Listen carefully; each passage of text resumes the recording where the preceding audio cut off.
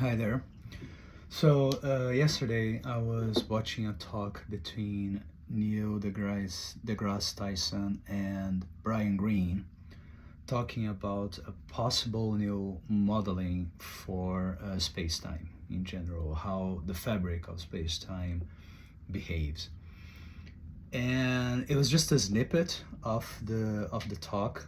I still want to check the full talk, which is I believe an hour long video, but nevertheless, that small snippet uh, uh, w- was very similar to something that I was thinking about in a more intuitive way a few years ago. And it was so similar that I was like, okay, you know what? I'm going to just record a video to get what I think about it out there. I'm not a physicist. I know a little bit about physics. I know a little bit about quantum physics. But, anyways, and I just want to record this and leave this out there. I don't know, maybe I'll send this to someone or not. In any case, I just want to put it out on the record.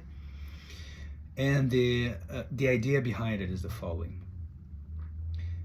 Right now, we describe particles being in particular fields. So each particle comes from or emerges or interacts or anyways with its particular field.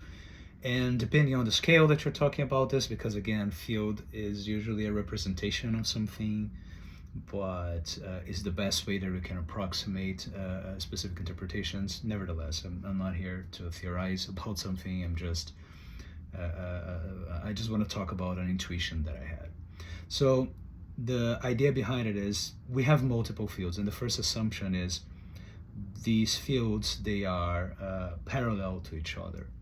So if you want to talk about electromagnetic field, if you want to talk about the boson, any boson field, or it doesn't really matter which scale you're talking about here, or which type of particle. The idea behind it is, what if all of these fields are actually one single field, right?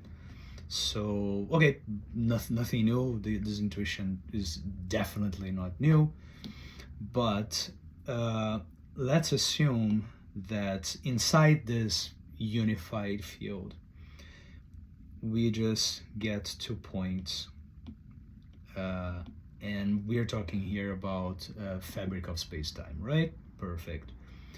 And we have a string connecting these 2 points. So string in this particular fashion, I would describe it as a little bit wiggly like this, because this wave characteristic of energy, like energy when it's introduced, when it's removed, how particles, like we keep observing waves coming through any type of modeling, especially when because we need to introduce change on a particular system, on a particular model. We usually describe this as waves. This is why I'm talking about waves in this particular intuition. So let's say that you have between these 2 points a wave, and then you have between these 2 points, and this is 3D space-time, another one like this, and this point here is where they touch. Okay, so the idea behind it is space-time is just a whole bunch of strings in one particular direction, and you have one like this. Again, this is a 3D model, and then you have something in another direction, and then you have something in the z-axis here. If we are subscribing to this idea that these strings are an integral part of the space-time fabric, and they have to have specific properties. They have to have specific ways of interacting based on these properties. Then again, let's assume that this is the case, and we have, for the sake of argument, two strings. And I know I don't want to even go close to the string theory. I'm just describing as strings here for this particular modeling. And in this intersection, they touch. So the property of this particular point, I'm going to call it type 1 for the sake of argument. Okay, so this is a type 1 interaction, or this interaction generates a type 1 property in space-time itself. Okay, great. Now, we can also have a type 2 property that is intrinsic to the string itself. Okay, so let's assume that you have a string, and in this intersection between these 2 points, you start introducing what I'm calling here V1, or energy, in this particular vector, in this particular fashion to this string. And I just keep twisting this. I keep introducing energy in this particular fashion. Eventually, something is going to emerge, a particle, or a carrying force particle, doesn't matter much, gets introduced in this particular string. But also, let's assume that there is a tensor or a vector pulling the string apart or together. Anyway, it works in a different vector or different directions here. And this I'm going to call V2 because they work in a different way on the same string here. Okay, so far so good. The best way that I can describe this and what I'm going to explain about this is like so. Imagine that this is the string, right? And I start introducing this rotational energy or rotational force, and I'm keeping this very tense, right? I'm putting a lot of energy to keep this straight, but I keep introducing energy like this, and all of a sudden this snaps in a particular point. So now we have a knot in the middle of this string. Let's call this a particle or a carrying force particle. After this was introduced to this string, I can pull away very, very hard, and I'm not going to be able to undo this. Or I can undo this if I introduce an exponentially strong vector, a force on this vector to undo this, right?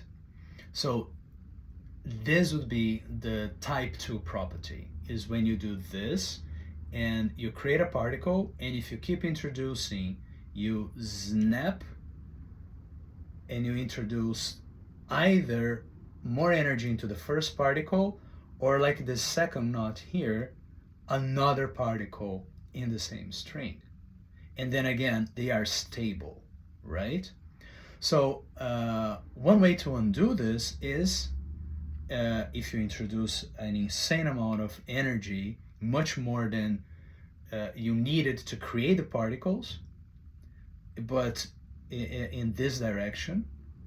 Or you can introduce energy backwards here until this becomes undone. And there is some, it could have, I don't know, some randomness in which particle is going to untangle first, and so on and so forth. But this is an interesting way of undoing And tugging it out is a less interesting way because we need much more energy to tug it out and to undo this, or to destroy this particle, if you want to think like that, than doing the opposite. And this is going to become important very soon. So you can keep, just so I finish the model here. And one thing that can happen is you keep introducing energy, and all of a sudden this becomes a bigger lump. And this is so much bigger that the characteristics of this particle becomes a different particle, a different type of particle in the standard model, if you want to go there.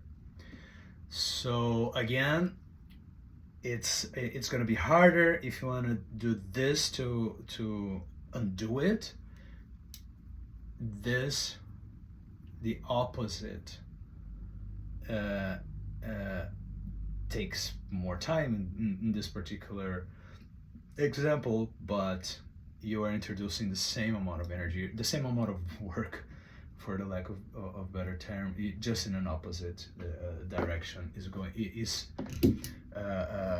is able to undo it in a better fashion. So this is what we are talking about here in this particular fashion. To create this particle, you needed to introduce some energy, and then it got stable. As soon as it's stabilized, it can stay there. It's a particle in space-time. If you want to undo it, you either introduce the negative of it, or you can introduce, in the like V2 here, this red is V2, an insane, exponentially bigger infinite. I don't have the math to back any of this, but you intuitively you have to create almost infinite amount of energy in a different direction to be able to undo this thing. So this is why I put the graph like that. So you have V1, which is this torquing, this twisting, and V2, which is the tensile vector in the string, in the space-time. And you keep adding V1 until it becomes one lump, until the lumps can get bigger, or you can introduce more than one. But because this is in one single string, and strings, when you vibrate, they are going to can have an immediate effect in different regions of the string. When you introduce a plucking here, this immediately is going to have an effect on the other side, because this is being plucked, this is tensile, so one side is going to bend and the other needs to bend in a different direction. Very crude, very simple way of seeing this.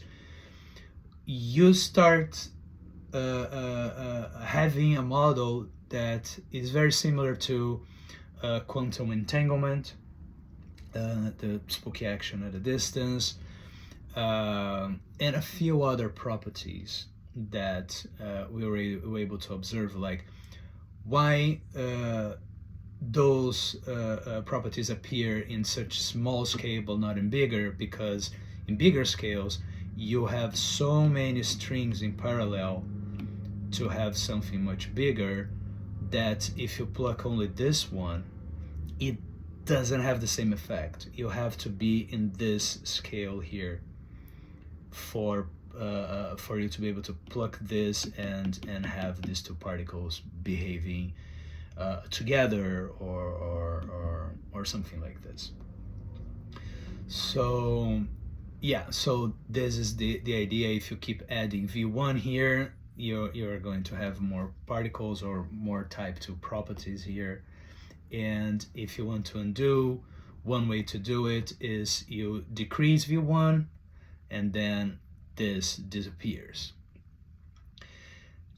When you're talking about virtual particles, when you're talking about particles that appear out of nowhere and space-time, and they are in opposite charges, right? They are opposite to each other. Let's call this plus and minus.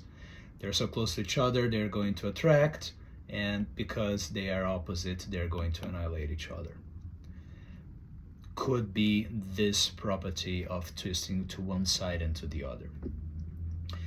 And also, just to finish this off, what happens if you have type 2 and type 1 at the same time? Because this is probably what we perceive in reality. Again, we are talking about strings that are touching, and we are talking about strings that when you introduce energy in a particular way, it is going to create a point that is harder to destroy if you're just tugging it away.